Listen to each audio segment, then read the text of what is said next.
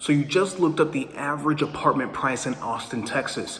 Is it real or not real? Should you believe it or not believe it? We're getting into 3 things you need to know about the average apartment price in Austin, Texas right now.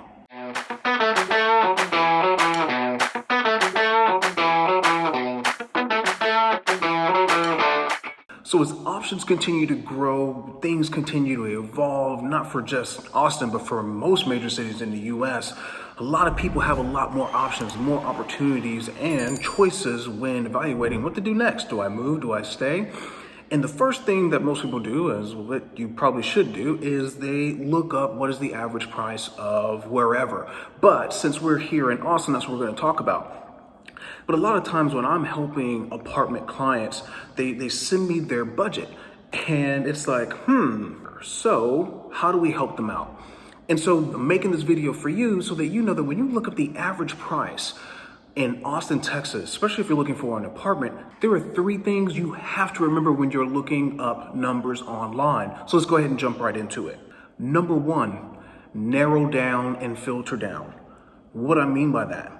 Remember, the average is for the entire city, right? All neighborhoods, all zip codes, all areas, and you get the average of everything. However, when you're moving to Austin or to any place really, you're not gonna live everywhere. You're going to live in one neighborhood, in one area. So that's why I say narrow down, filter down, because the average is the accumulation or representation of the whole, but that's not where you're going to be living. So let's just take this website for example. We see that there is an average price, and you see some graphs, some additional statistics and numbers, et cetera. But as we keep scrolling down, then you see a breakdown by neighborhoods.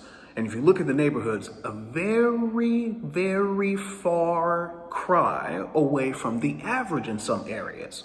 Why? Because it's narrowed and filtered down to a particular neighborhood. So when you are seeing an average for Austin, remember that's for the entire city.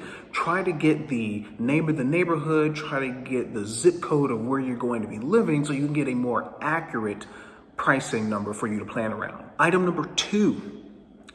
Remember that pricing is seasonal. That's right, it's based on the season. If you're moving in the winter, that might be a different price than if you're moving in the summer. If you're moving in fall, that's gonna be a different price than you moving in the spring. Those prices move. So even right now, if you're thinking, hey, this is March of 2024, I wanna move at the end of the year, and you start Googling or researching, or maybe you're pulling up a different search engine, whatever you're using, right? If you're looking at pricing today, it may be different by the time you are actually ready to move. So remember, pricing is seasonal, so it ebbs and flows. It goes up and it goes down based on when you're looking to move in. So remember, pricing is also seasonal. The average price you see today may be different 3 months from now, 4 months from now, 6 months from now. Which then leads into number 3, and that is check the date. That's right, data, information, there's no lack of it when you're going online. There's plenty of data, plenty of information, plenty of stats, but when was that being taken? Because if you are looking to move in June and you're looking at data that was from like December in the middle of holiday central in the US, that is outdated. However, it may be a good guide maybe to get you started, right?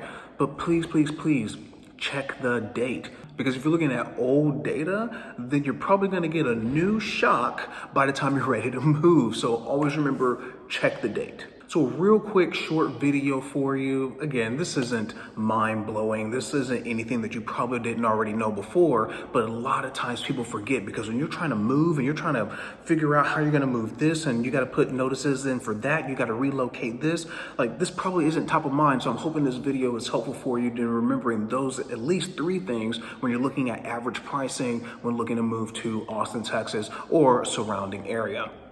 If this has been helpful, please let me know in the comments.